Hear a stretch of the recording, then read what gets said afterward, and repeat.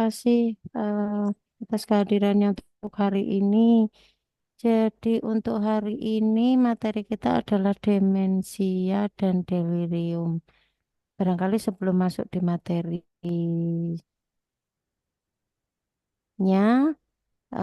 mungkin Bapak Ibu akan ada yang bercerita terlebih dahulu mengenai pengalamannya berkaitan dengan demensia dan delirium ini. Karena kalau delirium barangkali Bapak Ibu yang di rumah sakit umum sudah amat sering ketemu gitu dengan pasien yang kondisinya dengan delirium.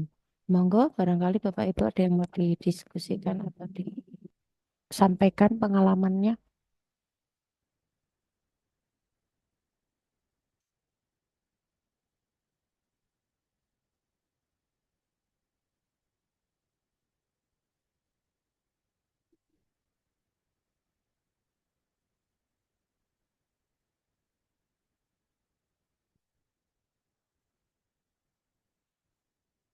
Mbak Utri itu,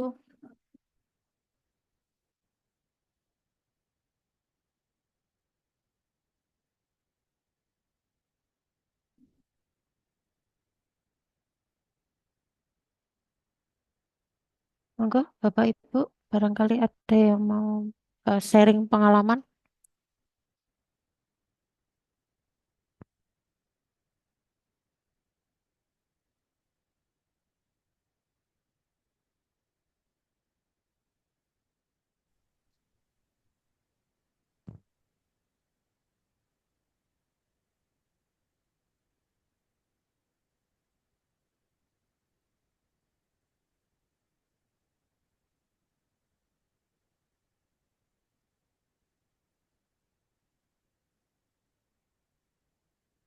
Oke, saya Bu.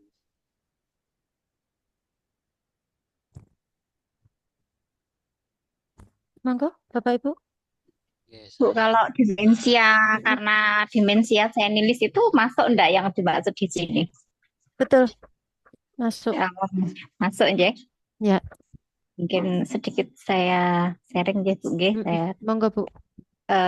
tadi pernah simbah itu pernah dulu almarhum itu ya ya memang mengalami demensia. Jadi kan yang pertama merasa lupa, jadi lupa ya sering lupa, terus sering apa ya maksudnya ya beliaunya itu ya sering eh pokoknya itu ya apa yang dilakukan itu sering lupa itu yang pertama. Terus mengingat-ingat masa lalu gitu kan, mengingat masa lalu itu juga ya menceritakan kembali. Terus tadi udah belum dar, dibilang belum dar, begitu juga ya mungkin seperti itu. Terus eh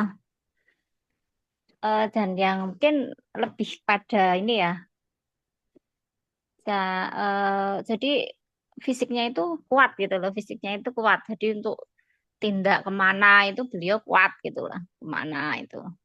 Tapi mungkin kadang juga butuh perhatian ketika nanti ada perannya atau siapa, saya tuh sakit gitu, aku kurang kuat atau kayak gitu. Ya. Kan butuh perhatian gitu. Kalau deliriumnya itu karena justru faktor obat, Bu. Jadi kan Mm-mm. karena dianggap bahwa kok malah aktivitasnya kan berlebih ya karena kan ya kayaknya sepuh pikun gitu kan aktivitas berlebih terus diperiksakan ke dokter kalau nggak salah dulu dokter apa ya dokter Suharso itu dokter apa ya Bu saya udah lama banget soalnya itu loh tukang dikasih obat gitu loh kasih obat kayak obat penenang ya jadi terus mah delirium tidur terus itu sebenarnya juga Ya. kasihan juga tapi ya emang nggak akhirnya terus nggak kemana-mana gitu Bu. Jadi itu ya sebenarnya itu mungkin ujian buat putra-putranya aja kalau menghadapi orang yang mengalami demensia sepuh itu ya memang itu pintunya surga bagi putra-putrane. Sih. Nggih ngapunten mekaten Bu, sekedhik mawon. Nggih, ngapunten. Assalamualaikum. Waalaikumsalam. Jeh, matur nuwun. Pengalaman yang luar biasa. Oke, ada lagi Bapak Ibu yang mungkin pernah bertemu ketika di rumah sakit atau mungkin juga punya pengalaman di rumah menghadapi yang demensia begitu?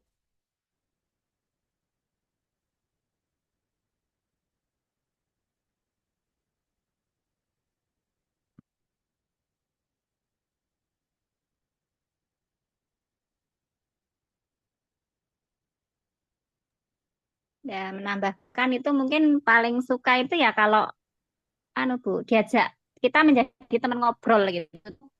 Paling senang beliaunya. Jadi ya cuman butuh teman aja, cuman butuh perhatian aja sebenarnya orang tua itu. Yang sepuh itu ya cuman kita harus memang lebih perhatian begitu. Jadi memang kalau diajak ngobrol itu beliau kita kita jadi pendengar yang setia saja begitu. Ya, betul. Nggih.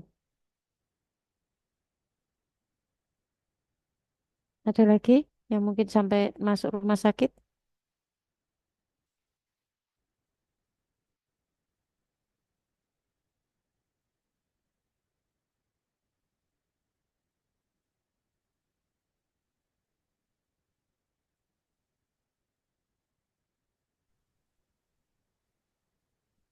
Selamat siang Bu. Nggih, monggo, Bapak. Ya, kalau yang di rumah sakit itu biasanya waktu jaga di UGD itu Betul, nggih. Pripun niku yang kecelakaan ditemukan? kecelakaan itu, tapi seringnya cuma dimensianya tidak menatap, kadang cuma sementara, kadang beberapa jam itu seringnya. Jadi kalau untuk yang seperti di sinetron dan film-film itu tidak dan belum pernah menemuinya. Sementara aja. Tandanya biasanya pasien itu walaupun kadang masih ingat dirinya itu sering bertanya. Nggih. Jadi bertanya kejadiannya walaupun tadi udah dijelaskan itu biasanya akan bertanya lagi dan bertanya lagi itu biasanya. Ya, karena ada di perubahan memorinya ya, Pak. Ya, jadi sudah diberitahu nanti tanya lagi. Nah, itu. Jadi bukan demensia terus setelah diingatkan-ingat itu tidak. Jadi itu setelah diberitahu dia akan lupa lagi itu. Jadi tidak terus waktu itu tidak, oh tadi kan udah dikasih tahu itu pasiennya itu tidak ingat, tapi nanti untuk beberapa saat biasanya terus ingat. Tapi kurang tahu juga itu tidak bertanyanya karena ingat atau memang sudah menerima ketidaktahuannya itu. Mungkin itu kalau yang di rumah sakit. Oke. Nggih. Nggih, matur nuwun Bapak atas sharingnya. Oke, sekarang coba kita masuk di materi ya.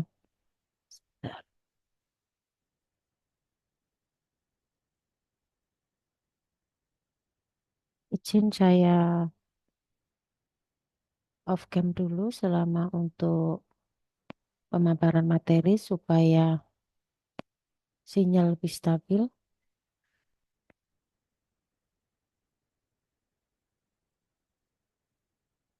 Apakah sudah masuk? Sampun Bu, Ampun, Bu.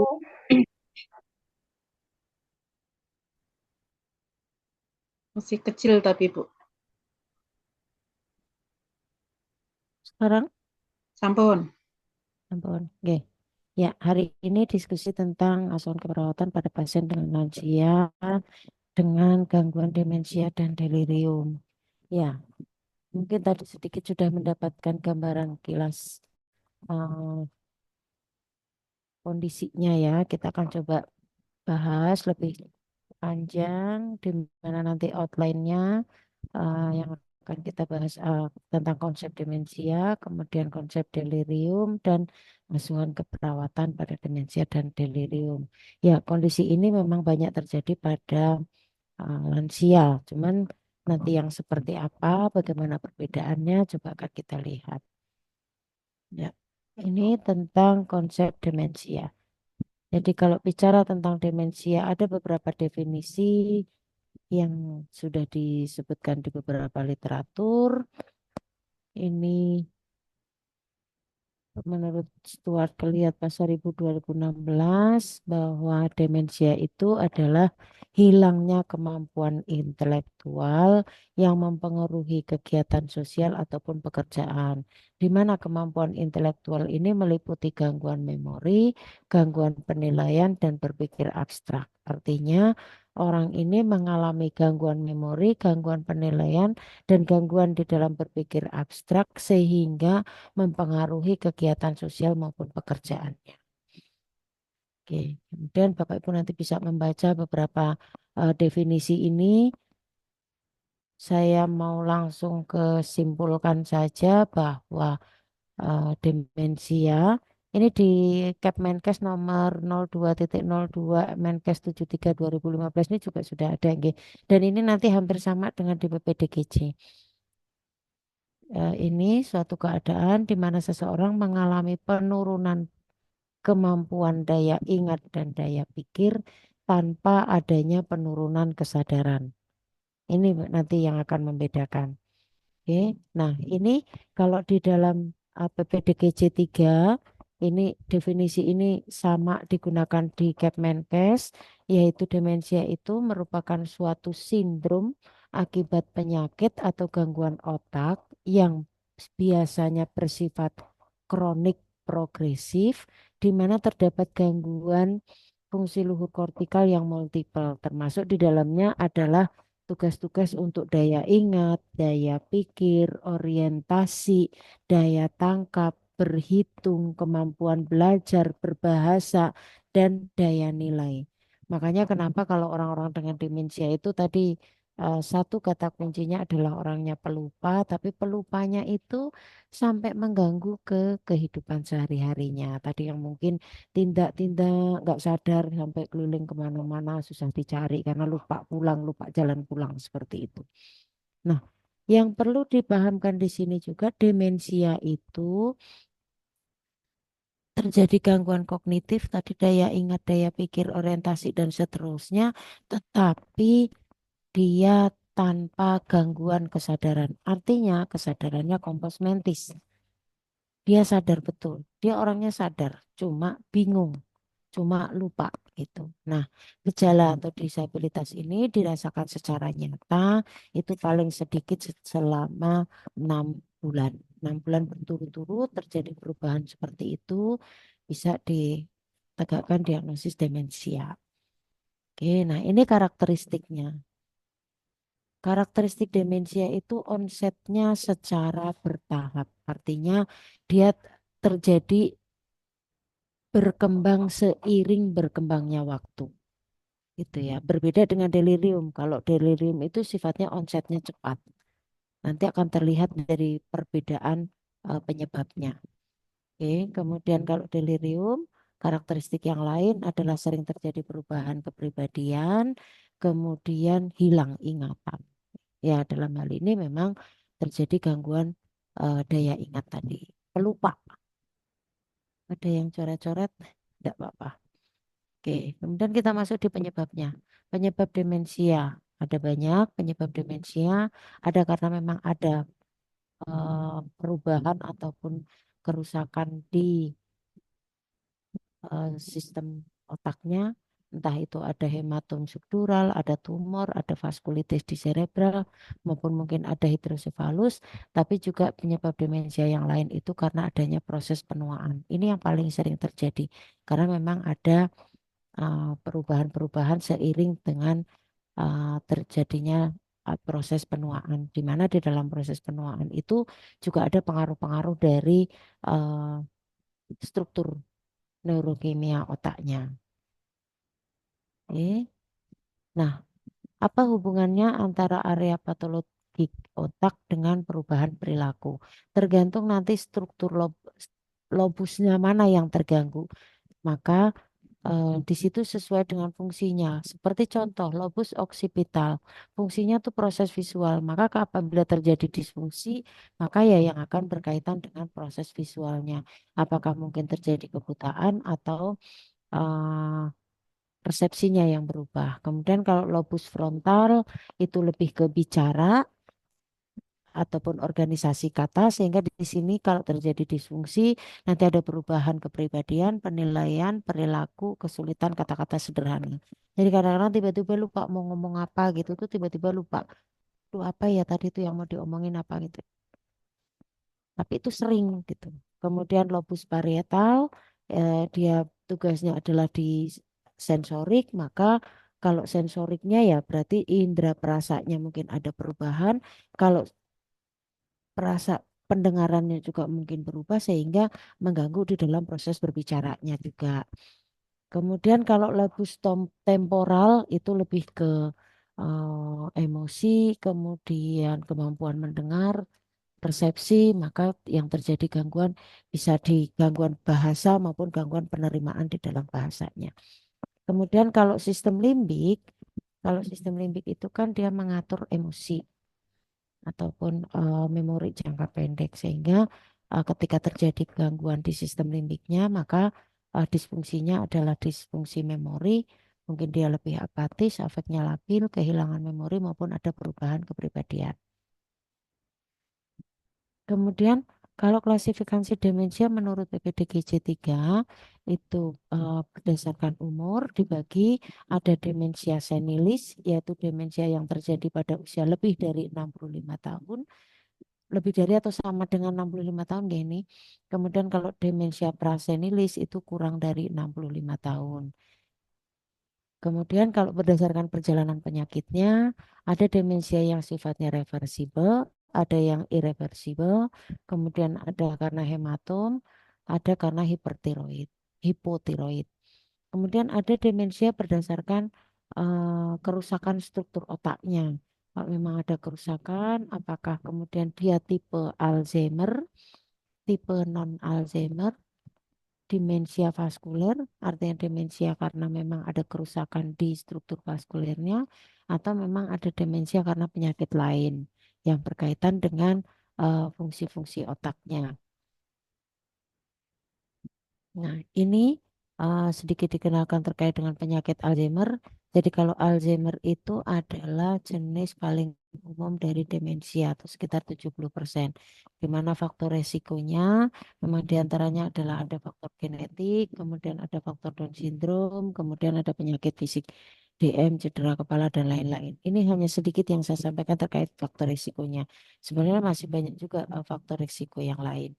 Kemudian sebagai faktor protektifnya, maksudnya supaya tidak sampai terjadi Alzheimer, maka beberapa latihan perlu dilakukan, seperti latihan fisik teratur.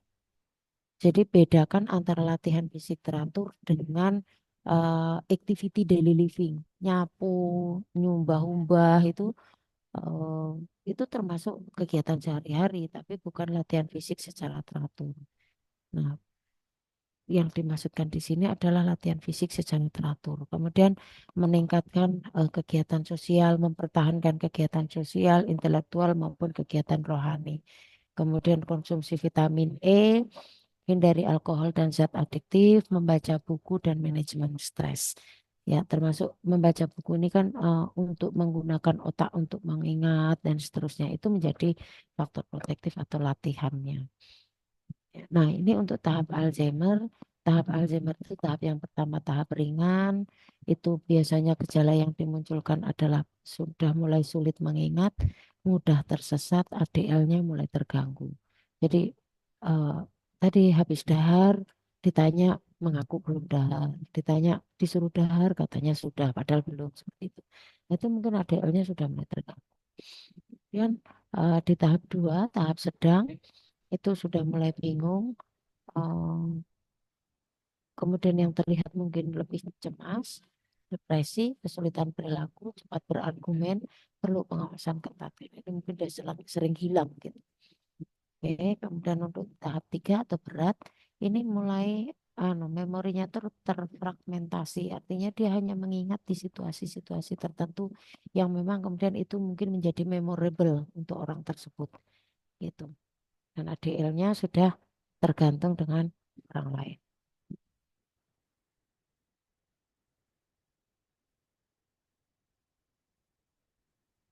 Nah, ini gejala ataupun manifestasi klinis dari demensia, sulit melaksanakan kegiatan sehari-hari, pelupa, sering mengulang kata-kata, mungkin disorientasi waktu, tempat, orang, cepat marah, sulit diatur, daya ingat hilang, sulit belajar dan mengingat informasi baru, kurang konsentrasi, kurang kebersihan diri. Oke. ini beberapa faktor yang mempengaruhi terjadinya demensia. Ada namanya faktor umur. Tadi kan sudah disampaikan faktor umur, apakah itu termasuk demensia senilis atau prasenilis. Kemudian ada faktor jenis kelamin, kemudian Maaf Ibu, genetik. suaranya nggak terdengar. Oke, sekarang apakah sudah terdengar?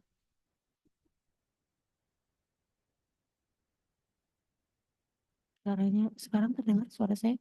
Kecil Bu suaranya. Kecil ya? Iya. Oke, padahal sudah saya dekatkan ini. Coba saya tambah volume. Oke, baik, kita lanjut. Sudah terdengar suara saya? Sudah. Baik, faktor yang mempengaruhi demensia diantaranya adalah pertama umur, kemudian jenis kelamin, kemudian genetik, kemudian pola makan, kemudian riwayat penyakit, dan status gizi. Ini termasuk faktor-faktor yang memang mempengaruhi terjadinya Maaf Bu, demensia. suaranya hilang lagi. Hilang lagi.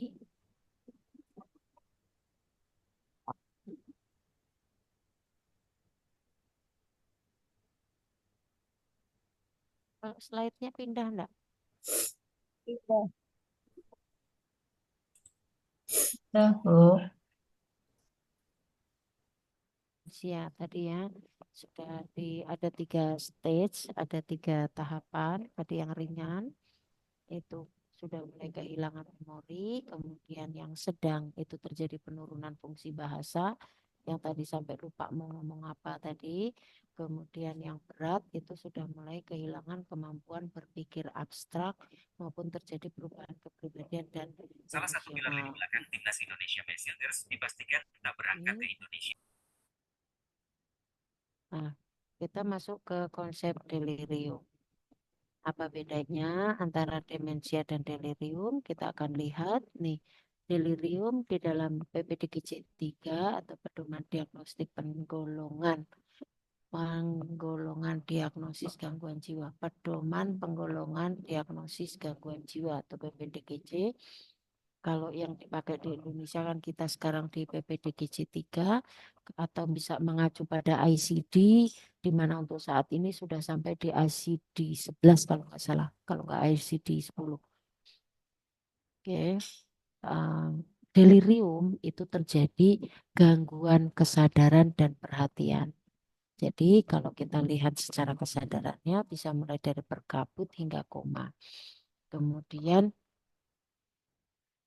jadi penurunan di dalam kemampuan mengarahkan, memusatkan maupun mengalihkan perhatian. Kemudian ada gangguan fungsi kognitif secara umum. Di sini mungkin dia mengalami distorsi persepsi sehingga kadang-kadang sering kali terjadi halusinasi visual. Makanya kenapa kalau orang bingung atau mungkin demam yang sangat tinggi berhari-hari bisa sampai seperti mengalami halusinasi visual, seperti ada bayangan yang mau menyakiti dia seperti itu. Saya beberapa kali pernah. Kemudian ada kerusakan atau gangguan dalam daya pikir dan abstrak, termasuk kadang-kadang muncul waham tapi hanya sementara. Kemudian mulai terjadi inkoherensi ringan, artinya tidak nyambung ketika diajak bicara. Kemudian terjadi gangguan daya ingat, baik itu jangka pendek maupun gangguan daya ingat jangka pendek. Sementara untuk jangka panjang relatif biasanya tidak terganggu. Jadi dia ingat jawaban-jawaban itu, tapi yang baru-baru lupa. Tapi di sini terjadi gangguan kesadaran. Artinya mungkin apa ya, bahasanya ngompiang mungkin ya. Kemudian ada gangguan psikomotor, memang ada terganggu dalam pergerakannya, bisa terjadi hiperaktivitas atau hipoaktivitas. Kemudian kalau faktor risiko delirium ini ada usia, kemudian adanya polifarmasi,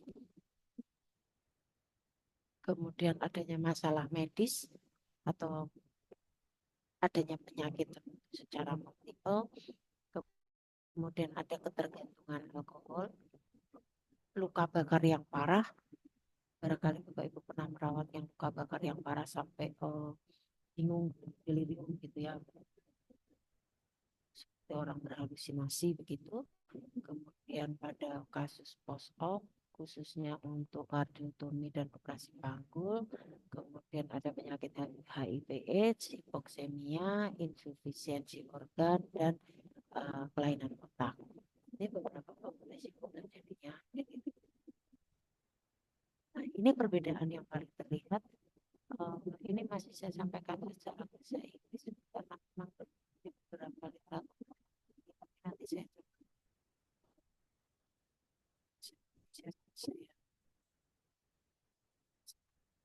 yang mau kita lihat apa sih perbedaan delirium dan demensia. Kalau dilihat secara onsetnya, delirium itu sifatnya cepat, sementara demensia itu progresif, artinya dia berkembang secara progresif mulai dari beberapa bulan sampai beberapa tahun. Kemudian kalau delirium itu sifatnya fluktuating, kemudian demensia itu progresif. Kemudian kalau dilihat dari durasinya, delirium itu bisa pada saat hari itu sampai beberapa hari, sampai minggu barangkali. Tapi kalau demensia itu lebih ke irreversible, artinya sampai bisa berbulan atau sampai tahun. Kemudian secara kesadaran, delirium itu terjadi gangguan kesadaran, sementara demensia itu tidak terjadi kesadaran. Jadi kesadarannya baik. Kemudian dari sisi atensinya kalau delirium itu juga terjadi penurunan konsentrasi, kalau demensia itu secara atensi dia baik. Tapi memang ada perubahan secara kognitifnya, artinya mungkin dia lupa gitu, tapi atensinya tidak berubah. Kemudian memorinya terjadi gangguan di jangka pendek. Kemudian kalau demensia ada gangguan memori juga, tapi relatif kalau yang jangka panjangnya biasanya tidak. Kemudian kalau perilakunya delirium itu bisa menjadi hiperaktif atau hipoaktif, tapi kalau pada demensia itu tidak terlalu terlihat. Dan kalau terkait dengan kebangunan di siklus tidurnya, itu kalau delirium itu ya, tapi kalau demensia tidak. Tapi memang kalau pada lansia kadang-kadang ada perubahan di dalam siklusnya. Bagaimana untuk asuhan keperawatannya? Ya, kita mulai pengkajian, kita lihat secara predisposisi dan presipitasinya. Selalu kalau bicara tentang predisposisi, presipitasi, kita lihat dari 3 faktor. Baik itu faktor biologi, psikologi, maupun sosial budaya. Faktor biologinya apa? Barangkali memang ada genetik. Kemudian ada trauma kepala. Ada infeksi, sepsis barangkali. Kemudian ada perubahan proses penuaan. Ada perubahan neurotransmitter. Oke. Kemudian kalau secara psikologi, barangkali memang ada berbagai proses dalam kehidupannya itu mungkin banyak mengalami kehilangan, baik itu kehilangan secara yang terus-menerus ataupun kehilangannya masih sifatnya di dunia istilahnya ya, kehilangan mungkin dalam artian meninggal atau mungkin terjadi perceraian atau mungkin terjadi perpisahan yang jangka waktu yang lama atau mungkin ada ancaman terkait dengan identitasnya dan integritasnya. Kemudian kalau secara sosial budaya kita lihat bagaimana pendidikannya, bagaimana perannya, bagaimana kemandirian di dalam keluarganya, kemudian apakah mungkin ada perubahan status pekerjaan, kemudian ada perubahan fungsi, dan seterusnya. Yang membedakan adalah nanti di waktunya. Kalau predisposisi ini adalah semua kejadian ini pada waktu lebih dari 6 bulan. Tapi kalau presipitasi itu adalah kurang dari atau sama dengan 6 bulan. Oke, setelah dilakukan pengkajian, kemudian dari pengkajian itu kita ketemu tanda dan gejalanya, secara subjektifnya pasiennya mengatakan mudah lupa. Kemudian tidak mengenali orang, tempat, dan waktu.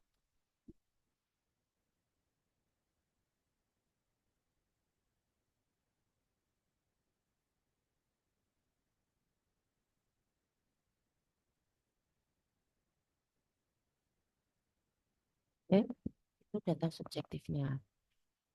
Kemudian data objektifnya, seperti yang tadi sudah saya sampaikan di depan untuk tanda dan gejalanya. Data objektifnya mungkin sulit melaksanakan kegiatan sehari-hari. Jadi lupa makan, lupa pulang, barangkali ya, terus pelupa, kemudian sering mengulang kata-kata, disorientasi waktu, tempat, orang, gitu ya. Balik mau subuh misalnya gitu. Atau bahkan mungkin terjadi perubahan emosi, jadi lebih cepat marah, sulit diatur, kurang konsentrasi, dan kebersihan dirinya juga jadi terganggu.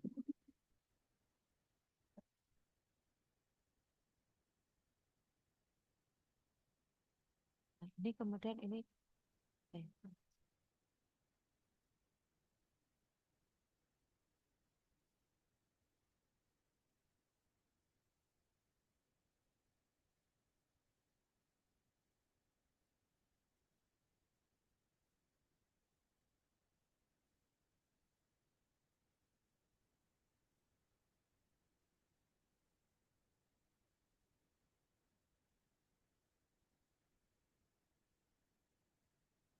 ya, ini di dalam pengkajian tadi kita lakukan dengan observasi dan wawancara. Observasinya kita lihat apakah ada perubahan ini, apakah tampak kurang konsentrasi, kebersihan dirinya kurang, tidak mengenal waktu tempat orang, kemudian apakah juga mengalami kecemasan, kebingungan, gitu ya. Kemudian secara wawancara kita bisa menggunakan ini form kuesionernya dengan menggunakan MMSE atau Mini Mental State Examination.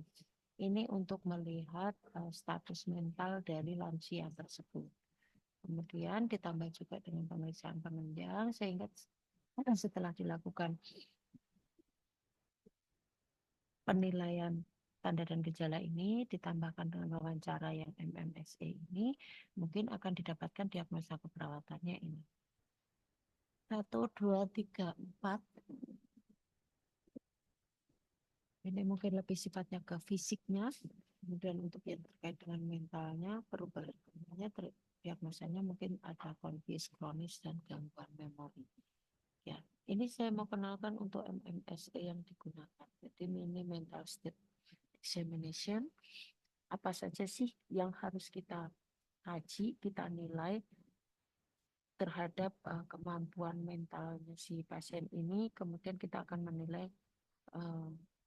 terkait dengan memorinya. Jadi ada yang mau dinilai itu adalah orientasi. Orientasi itu pertanyaannya berkaitan dengan waktu dan tempat. Tahun, musim, bulan, tanggal, hari apa, kemudian tempat kita berada di mana barangkali. Termasuk ditanyakan saat ini lagi ada di mana. Tahu nggak ini kamar berapa misalnya pasien ini dirawat ini. Kalau di rumah ya kita bisa tanyakan berkaitan dengan tempat.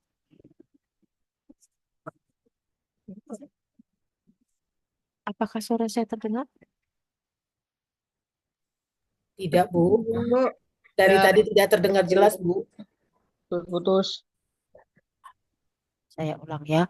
Ini Saya untuk terdengar. sekarang terdengar ya. Ya, ini untuk MMSE atau Mini Mental State Examination. Fungsinya ini adalah menilai dari seorang lansia. Sebenarnya ada instrumen yang lain yang bisa digunakan, tapi memang ini yang paling banyak. Nah, untuk MMSE ini banyak kita akan untuk pasien dengan pendidikan minimal SMP. Tapi kalau dia bisa baca tulis, sudah bisa kita pakai. Oke, kita mulai dari ini. Yang akan dinilai adalah orientasi. Orientasi itu berkaitan dengan waktu dan tempat.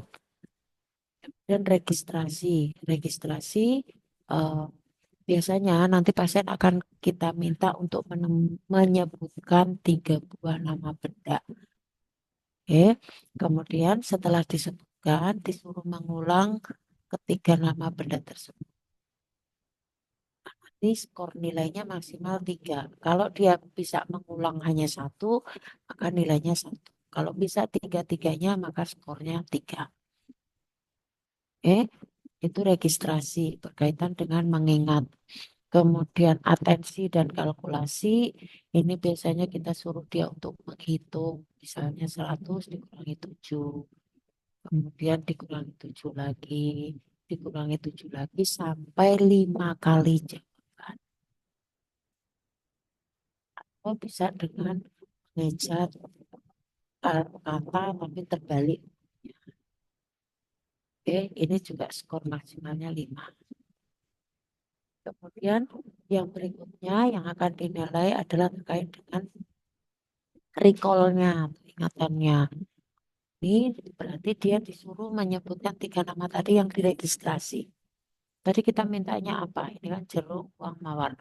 Maka di sini kita minta, coba masih ingat ya, tadi menyebutkan 3 kata apa? Itu kemampuan recall. Skor maksimalnya 3. Kemudian yang keenam, ini berkaitan dengan bahasa. Bahasa itu ada 1, 2, 3, 4, 5, 6, 7 pertanyaan. Kita minta dia untuk menyebutkan nama benda, kita tunjukkan bendanya, kemudian pasien diminta untuk menyebutkan namanya. Yang 6, skor maksimalnya 2, karena ada 2 benda di sini. Kemudian diminta mengulang rangkaian kata. Misalnya kita sampaikan kata, kemudian pasien diminta untuk mengulangi. Nilai skornya 1. Kemudian diminta untuk melakukan perintah. Misalnya ambil kertas ini dengan tangan kanan, lipatlah menjadi 2 dan letakkan di lantai. Kan ada perintah 3 nih, 1, 2, 3. Kalau dia bisa melakukan 3-tiganya, skornya 3. Bisa 1, skornya 1. Oke. Kemudian yang keempat, pasien diminta untuk membaca. Kemudian pasien juga diminta untuk melakukan perintah. Misal, angkat tangan kiri. Oke, kemudian yang ke-10, pasien diminta menulis sebuah kalimat secara spontan. Ya, tidak perlu panjang-panjang, tapi diminta untuk secara spontan, diminta untuk menulis sebuah kalimat. Skornya 1, kemudian diminta meniru gambar. Jadi nanti akan diberikan gambar, kemudian diminta untuk menggambar sesuai dengan contoh yang sudah kita berikan. Nah, nanti penilaiannya, skornya apabila dia 21 sampai 30 maka dia mengalami gangguan memori ringan. Kalau skornya 11 sampai 20 mengalami gangguan memori sedang. Kemudian kalau kurang dari 10 berarti dia gangguan memori berat. Jadi dikatakan normal berarti kalau skornya lebih dari 2. Enggak ada normal. Kalau terjadi skornya 21 sampai 30 berarti gangguan memori ringan. Karena ini 30. Oke. Kemudian ini hanya contoh saja untuk kalimatnya. Dan kalau ini saya tadi kan di depan jeruk, ya beda ya, jeruk, uang, mawar. Kalau di sini buku, sepatu, bis. Sebenarnya prinsipnya adalah 3 kata. Registrasi, atensi kalkulus, ingatan, bahasa. Ini hanya contoh saja. Oke, kemudian untuk intervensi keperawatannya terkait dengan demensianya, bagaimana kita manajemen demensianya, prinsipnya adalah keamanan klien itu yang menjadi prioritas dan melindungi dari cedera. Kemudian meningkatkan tidur yang cukup, nutrisi dan hygiene yang adik buat, kemudian lingkungan dan kegiatan rutin, kemudian bagaimana dukungan emosionalnya dan keterlibatan di dalam interaksi maupun keterlibatan sosial. Nah, ini saya berikan salah satu contoh untuk PSDKI. Jadi kalau untuk diagnosa keperawatan confuse kronis, luarannya ini ada beberapa ini, tapi yang menjadi luaran utamanya adalah tingkat konfusi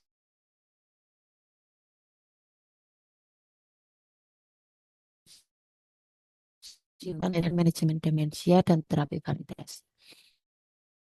Kemudian gangguan memori ini luarannya harapannya memori membaik, orientasi kognitif juga membaik dan seterusnya. Kemudian intervensi yang diberikan kita ajarkan terkait dengan latihan memori, kemudian orientasi realita, manajemen demensia dan reduksi ansietas. Beberapa yang ada di sini Bapak Ibu bisa buka nanti di standar intervensi keperawatan demensia atau SIKI. Apa saja sih yang bisa diberikan untuk tindakan observasinya, terapeutiknya, edukasinya maupun kolaborasinya. Ini saya berikan sampel untuk manajemen demensianya, observasinya, identifikasi riwayat fisik, sosial, psikologis, dan kebiasaannya, kemudian termasuk identifikasi pola aktivitasnya, misalnya terkait dengan tidurnya bagaimana, kemudian apakah konsumsi obat, dan kemudian bagaimana eliminasinya, dan secara terapeutik apa sih yang kita berikan, sediakan lingkungan aman nyaman, rendah stimulus, kemudian ini dekorasi sederhana, pencahayaan cukup, dan seterusnya. Ini amat sangat diperlukan pada pasien dengan demensia. Orientasi waktu tempat orang, iki sopo gitu ya, ini di mana, dan gunakan distraksi untuk mengatasi masalah perilaku, libatkan keluarga, kemudian fasilitasi orientasi dengan simbol-simbol. Jadi ini bisa kalau di rumah itu dengan gambar-gambar, misalnya gambar kamar lansia dengan demensia ini kita bisa tempelkan foto beliau misalnya. Oh ini kamarku. Kemudian kamar mandi kita berikan gambar logo lambang yang untuk kamar mandi.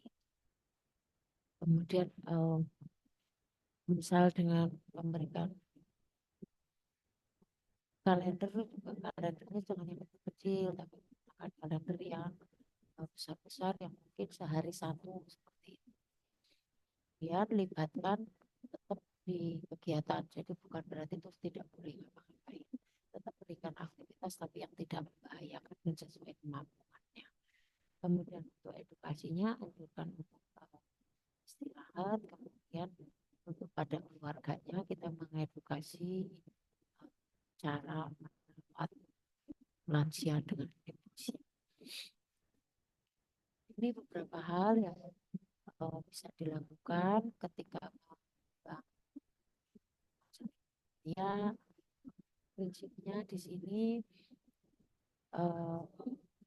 salam, perkenalan, kemudian tujuan, kemudian singkat, gunakan kalimat yang singkat, jelas, sederhana. Perintahnya itu tidak boleh tumpuk-tumpuk atau sekali perintah itu banyak perintah itu tidak bisa. Kemudian nih pertanyaannya satu-satu dan kita ulangi apabila memang dibutuhkan. Volume suara ditingkatkan, tapi kalau memang mempunyai gangguan pendengaran, ya volumenya menyesuaikan. Kemudian berikan komunikasi verbal maupun non-verbal dengan baik. Kemudian upayakan untuk berhadapan sehingga kita bisa mempertahankan kontak mata, termasuk misalnya terjadi gangguan di dalam pendengaran, beliau bisa melihat gerak bibir gitu dan lingkungan yang terangkiti. Ya. Nanti bagaimana caranya melatih lansia dengan orientasi sudah beberapa saya kasih contoh. Maksudnya di sini kita mau mengajarkan kembali atau melatih kembali untuk mengingat-ingat orang, waktu, dan tempat. Kemudian ini terkait dengan latihan memori. Tadi kan demensia dan delirium itu prinsipnya ada gangguan kognitif, dalam hal ini adalah di dalam memorinya. Tapi khusus untuk demensia, untuk latihan memorinya, ini banyak yang bisa kita berikan, diantaranya untuk senam otak, misalnya melatih otak itu misalnya dengan senam otak, baca buku, TTS yang sederhana, itu untuk melatih memori kita, supaya otak ini selalu berpikir.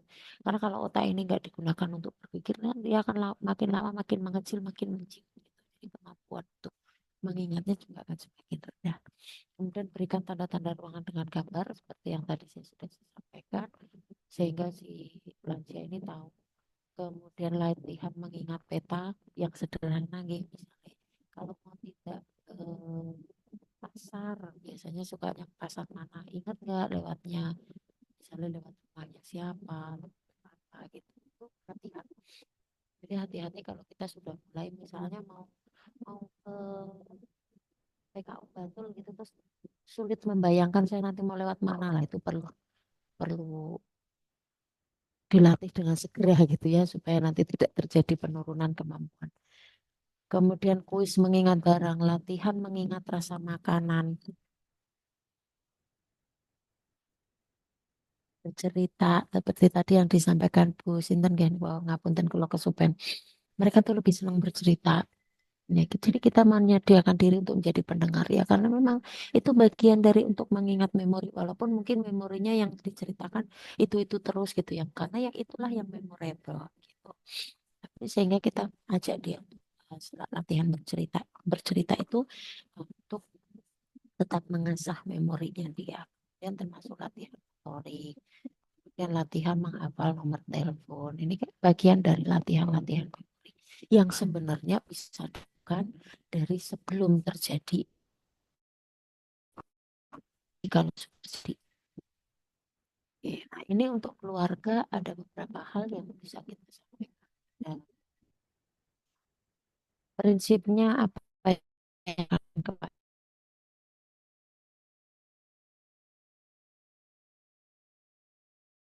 jadi kita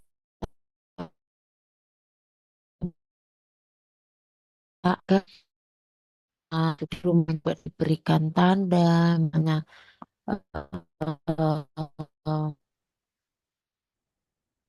kamarnya sendiri dia nakal, dan apa yang bisa diberikan tanda seperti itu, misalnya tempat sholat seperti itu. Kemudian tetap latih, tetap anjurkan keluarga untuk fasilitasi lansia ini melakukan kegiatan sesuai kemampuan yang dimiliki, bukan berarti sampun simbah mboten sanapa-napa pun lenggah riki mawon. Itu semakin membuat dia untuk tidak berpikir gitu. Tapi misalnya dia ketika lenggah itu kita berikan aktivitas yang sifatnya menyenangkan buat beliau dan berpikir, mungkin akan lebih baik. Oke, kemudian kalau harus konsumsi obat, ya kemudian kita edukasikan kepada keluarga, jelaskan kepada keluarga beberapa hal yang berkaitan dengan pemanfaatan obat ini. Kita jelaskan terkait dengan prinsip sebenarnya, kemudian apa pentingnya penggunaan obat gitu ya. Kemudian apabila tidak digunakan sesuai program akibatnya apa, efek sampingnya, dan untuk menghindari efek sampingnya termasuk cara mendapatkan obat, termasuk seperti kalau seperti tadi yang disampaikan, setelah minum obat kok malah jadi ada banyak perubahan perilaku ya, sepertinya tidak cocok lah, ini kan mungkin di sini. Nah ini perlu diedukasikan, kalau memang terjadi sesuatu kita bisa memanfaatkan fasilitas pelayanan kesehatan yang ada seperti itu. Ya, mungkin itu materi terkait dengan demensia dan delirium. Barangkali ada yang didiskusikan.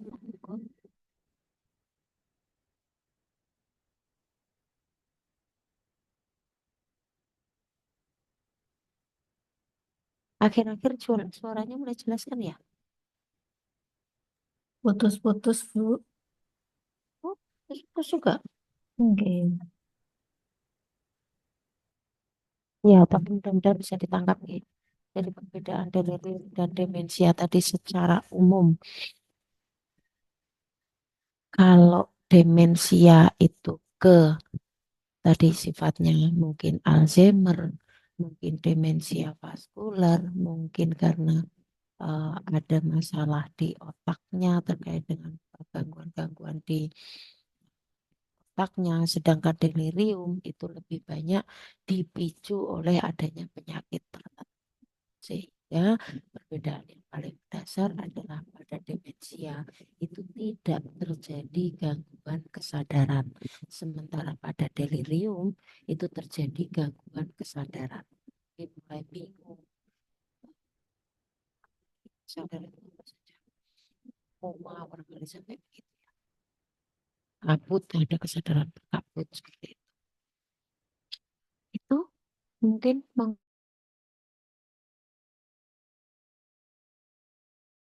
Bapak barangkali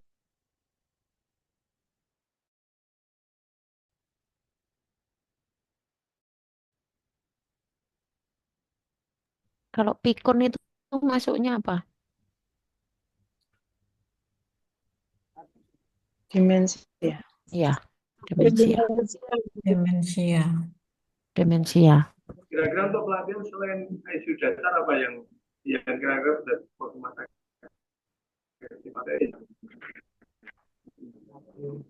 tapi itu Januari kayaknya ada Pak. Sinjar pasti udah. Covid Tidak Januari. terdengar Bapak.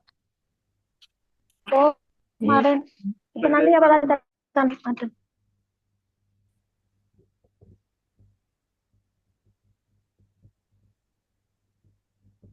Enggak.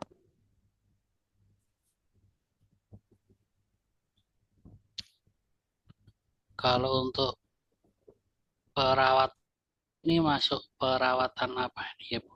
Apa paliatif apa masuk apa gini? Kalau sifatnya masih demensianya, ini masih belum paliatif Pak. Ini hanya pada lansia saja. Tapi kalau sudah misalnya dia dengan penyakit degeneratif, kemudian dia bukan degeneratif, dia demensia plus dengan penyakit terminal, maksudnya paliatif. Tapi kalau hanya demensia saja, dia masih di perawatan pada lansia. Komunitas itu ya? Ya. Oh. Ya. Ya kalau misalnya di rumah sakit ya, misalnya sampai dirawat inap karena memang ada demensianya, tapi juga ada mungkin penyakit fisik tertentu degeneratif, masih askep lansia dengan penyakit fisik. Tapi kalau dia sudahlah demensia, mungkin disertai dengan penyakit terminal, ada CA barangkali, ya masuknya nanti di paliatif. Mana yang di B? Oke, saya mulai. Oke, saya mulai. Oh, lah wis meh toh. Ya, ya, ya, ya.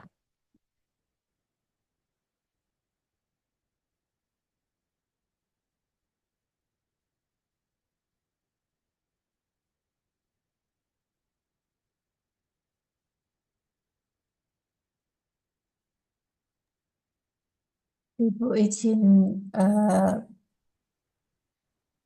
sharing ya, Bu. Nggih, monggo. Saya itu pernah melihat di konten TikTok itu, Bu. Ya, Itu jadi seorang anak itu kayaknya seringkali me- menampilkan konten ibunya yang demensia itu mm-mm, dengan dia itu lupa semua anak-anaknya, mm-mm, tapi sama suaminya itu tidak lupa. Dan mm-mm, tapi setiap hari itu kayaknya buat konten, dijadikan konten seperti anaknya itu. Dan apakah konten itu bisa membuat sang ibu itu menjadikan terapinya atau bagaimana gitu? Karena kadang itu ibu itu kadang ya marah juga waktu di konten itu. Saya tuh pernah melihat berapa kali gitu di TikTok, Bu. Mm-mm. Ya, kalau terkait dengan konten, karena memang hidup zaman sekarang itu kok hidup penuh dengan konten ya, saya kok nggak suka Iya. ya. Tapi terlepas dari itu, tergantung kembali lagi ke tujuan dari si pembuat kontennya ya. Kalau memang dia membuat kontennya itu adalah eh, di mana sebagai apa ya istilahnya memori perjalanan ibunya untuk dia besok sebagai apa ya istilahnya. Harusnya sih koleksi pribadi ya. Itu mungkin tidak apa-apa. Tapi kalau ya kembali lagi ke niatnya dia bikin konten itu untuk apa gitu. Karena kan kalau memang untuk terapi rasa-rasanya belum ada terapi yang dibikin konten. Kalau terapi itu misalnya misalnya kalau dia mau bikin konten eh, edukasi bagaimana terapi pada pasien dengan demensia mungkin lebih baik. Artinya dia benar-benar sampai menerapkan misalnya latihan memori terus dia bikin konten ibunya ini diajak untuk latihan memori misalnya diajak untuk mengingat nama anak-anaknya itu kan latihan memori untuk menyebutkan nama anaknya ada berapa siapa aja tujuannya untuk latihan memori si ibunya tapi dia buat konten karena untuk edukasi ini loh caranya salah satu latihan memori. Nah, itu mungkin bisa kita sebut sebagai media edukasi. Tapi kembali lagi kalau tujuannya hanya sekedar membuat konten karena saking bingungnya mau bikin konten apa gitu akhirnya ibunya dijadikan konten. Sekarang kan banyak yang menurut saya kok sangat tidak tidak eh, tidak sempat ya. Saya malah apalagi kalau sampai ibunya tidak berkenan itu kan artinya eh, dia melanggar haknya si ibu ini tidak diperjualbelikan perjalanan kehidupan. Seperti itu, Bu. Kalau pendapat saya. Gitu. Kadang tuh saya juga melihat eh, memang mungkin ada edukasinya juga kan, untuk melatih daya ingat ibu bahwa pada anak-anaknya bahwa ini anaknya namanya ini anak kedua tiga empat gitu. Tapi kadang juga ibunya juga merasa tidak berkenan juga Bu karena mungkin Ya, kan eh, melayani berbagai dari komentar-komentar di TikTok tersebut ya Bu. Gitu. Ih, ibunya juga ikut melayani kadang itu disampaikan sama anaknya tersebut. live ya atau enggak? Pernah sih Bu, sekali itu live, tapi seringnya nggak live. Ya, kalau saya sih itu sih kembali lagi ke niat si pembuatnya. Oh iya, iya, Mak. Niat si Nuwun, pembuat Bu. konten itu mau buat apa gitu. Dan harusnya kalau yang namanya bikin konten itu kan atas persetujuan dari talentnya maupun dari pembuatnya atau harusnya. Iya, Bu. Ya, terima kasih Bu sharingnya. Karena saya termasuk yang tidak punya TikTok, jadi saya tidak tahu perkembangan TikTok seperti apa. Karena setiap kali ada yang mengirim konten-konten TikTok, saya tidak bisa buka Iya, Bu. aplikasinya. Sami-sami, matur nuwun, Bu. Iya, sama-sama. Ada lagi, Bu?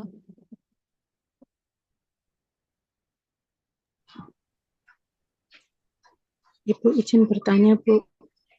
Iya, monggo. Bu, untuk demensia ini kok masuknya di dalam keperawatan psikiatri ya, Bu ya? Apakah hubungannya dengan gangguan kognitif itu, Bu? Atau ada yang lain? Iya, betul Bu. Karena memang kan ada masalah, ada gangguan di kognitifnya, kadang-kadang sampai ke afektif dan perasaannya kan. Jadi masuknya di psikiatri, tapi lansia dengan psikiatri. Jadi itu masih beririsan kalau menurut saya, Bu. Hmm. Tapi bukan ke paliatif, karena kan tadi kita perbandingannya adalah dengan paliatif.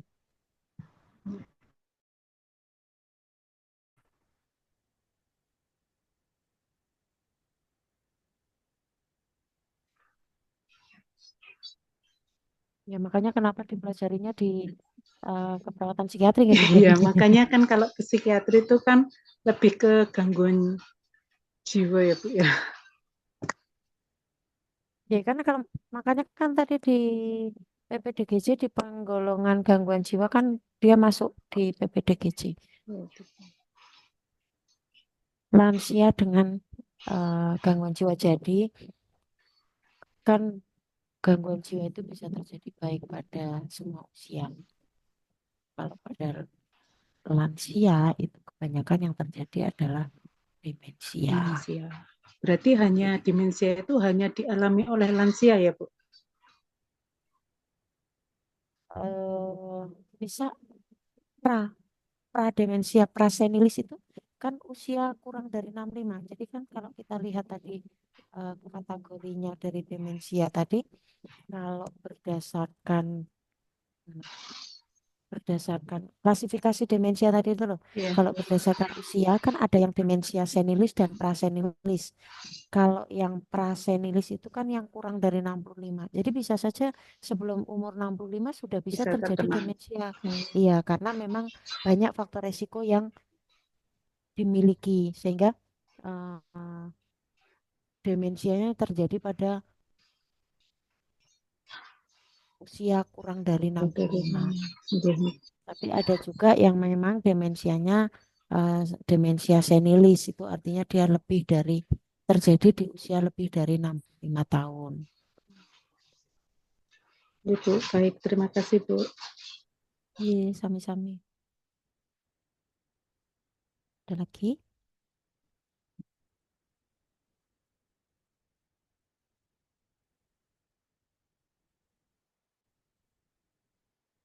Bu, izin bertanya.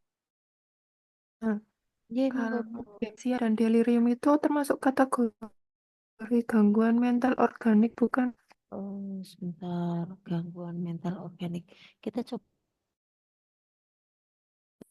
di PPDGJ ya, kita cek di PPDGJ. Tapi saya lagi nggak pegang PPDGJ. Sebentar.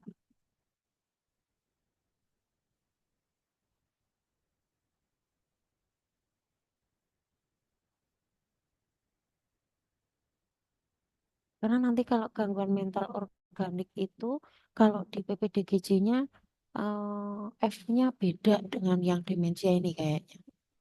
Sebentar, sebentar. F berapa ya kalau di PPDGJ?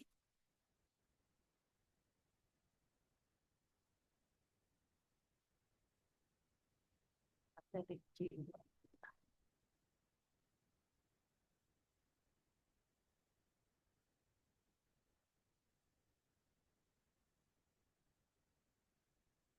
Mana nih PPDGJ?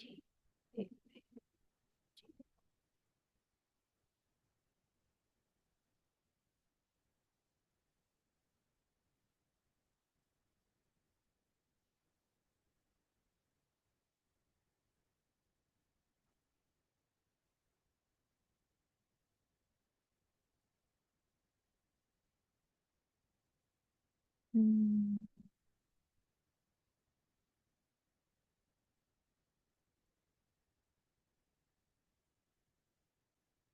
Jadi kalau di PPDGJ itu nanti ada penggolongannya di F00 sampai F99. Kenapa, Pak? Iki aku orang aku kok. Gangguan mental organik itu di F00 sampai F09. Yang termasuk gangguan mental organik F00. Terus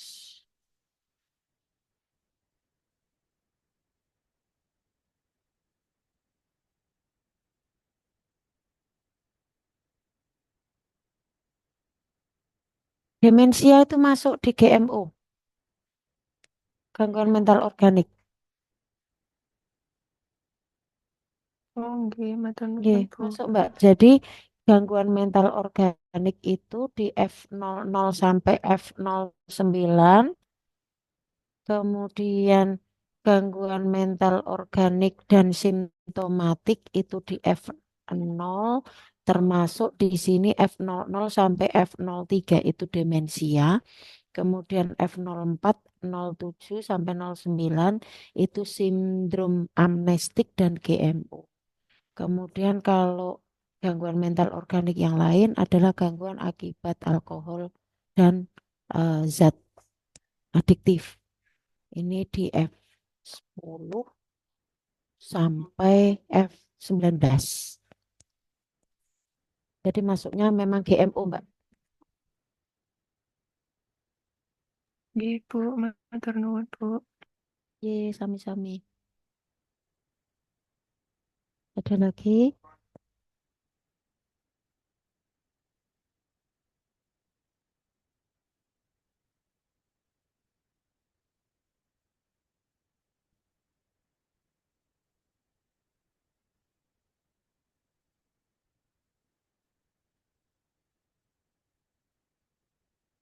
Makanya tadi kalau kita lihat tergantung lobus mana yang mengalami gangguan. Kalau di lobus yang bagian bicara, maka kemudian dia mengalami gangguan bahasa. Jadi ngomongnya kadang-kadang nggak nyambung. Atau mau ngomong apa menggunakan kata-kata yang eh, kadang-kadang tidak bisa dimengerti oleh orang lain.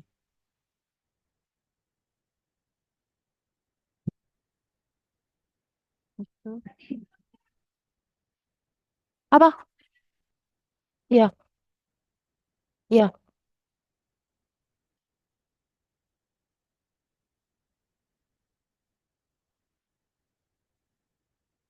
iya, kotak madai. Eh, itu sudah saya kirim, tapi kok masih bahasa Inggris juga ya? Saya nyari yang bahasa Indonesia kok nggak nemu perbedaan delirium dan demensia.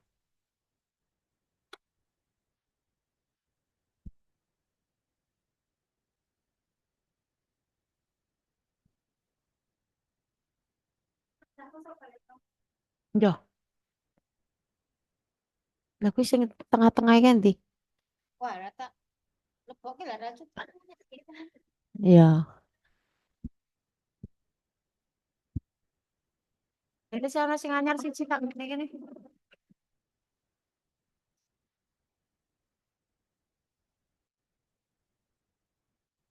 Ada lagi Bapak Ibu? Maaf ya ini udah jam pulang itu terus ada aja yang mengganggu. Ada lagi Bapak Ibu?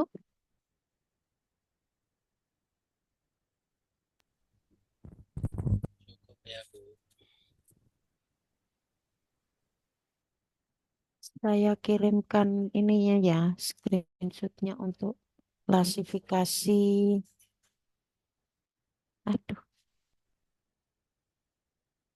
klasifikasinya untuk di GMO-nya biar semakin yakin. Kok tidak mau di screenshot.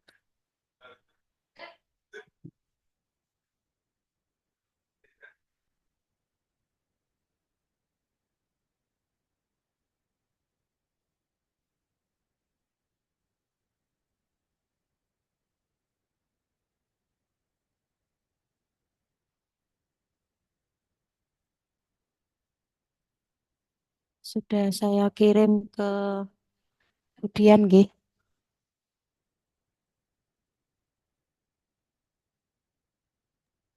Yaitu Oke, ada lagi?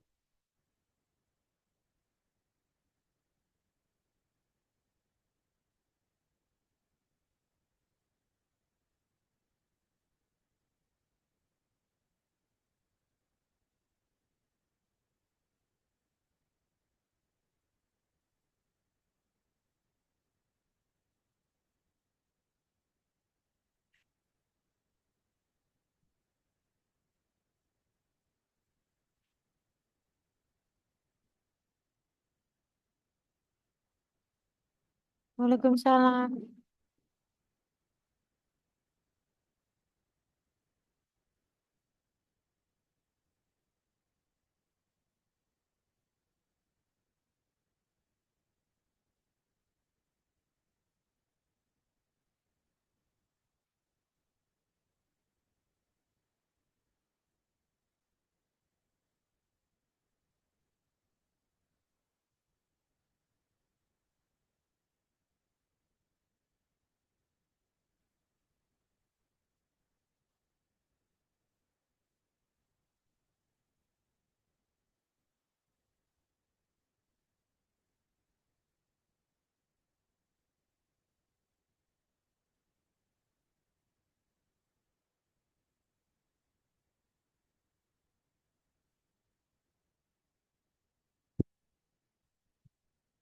Monggo ada lagi Bapak Ibu? Atau sudah cukup? Kalau sudah cukup kita bisa akhiri. Cukup, Bu. Ye, baik, matur Ya, nuwun Pak berarti Erwin. absensi nggih. Sampun Bapak. Oke, Ye, terima kasih. hadir semua ye? Ye, hadir. Ye, baik. Ya, terima kasih Bapak Ibu untuk pembelajaran kita hari ini terkait demensia dan delirium ini. Prinsipnya, kesimpulannya bahwa demensia dan delirium itu merupakan salah satu gangguan mental organik yang di mana banyak perbedaan yang bisa terlihat, di antaranya adalah bahwa pada demensia dan delirium itu sama-sama mengalami gangguan kognitif dan termasuk memori, perubahan penurunan kemampuan memori. Namun perbedaannya adalah pada demensia itu tidak mengalami gangguan kesadaran, sementara pada delirium itu mengalami gangguan kesadaran dan demensia terjadi secara progresif, sementara pada delirium terjadi secara cepat. Itu hanya di antaranya. Yang lain-lain banyak, silakan Bapak Ibu nanti baca kembali untuk perbedaan lebih banyaknya lagi. Saya rasa cukup untuk hari ini. Terima kasih atas perhatiannya. Saya akhiri. Assalamualaikum warahmatullahi wabarakatuh. Waalaikumsalam Waalaikumsalam. Ibu, jangan Ya, lupa ya Bu ya, untuk materinya yang sekarang sama yang kemarin kegawat daruratan psikiatri Bu. sebentar. Saya kirim sekalian biar mumpung saya ingat dan lagi buka laptop. Kalih yang di R3 Bu nggih yang Apa itu?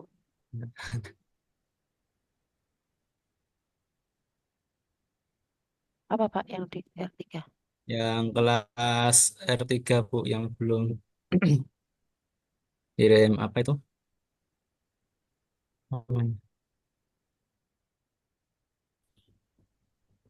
Apa yang bahasa Inggris yang saya kirim? Bentar.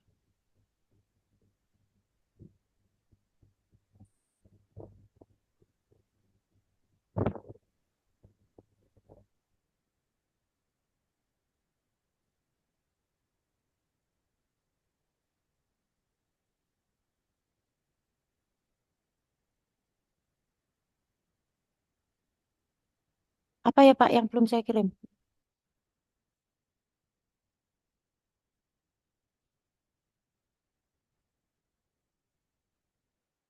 Oh, contoh SP kah? Nggih Bu. Oh, contoh SP saya belum sempat bikin ya Pak. Nanti nggih Pak, nanti kalau saya sudah jadi bikin Oke. tak kirim. Nggih. Nggih mboten Diingatkan apa. lagi aja. Nggih, diingatkan lagi aja.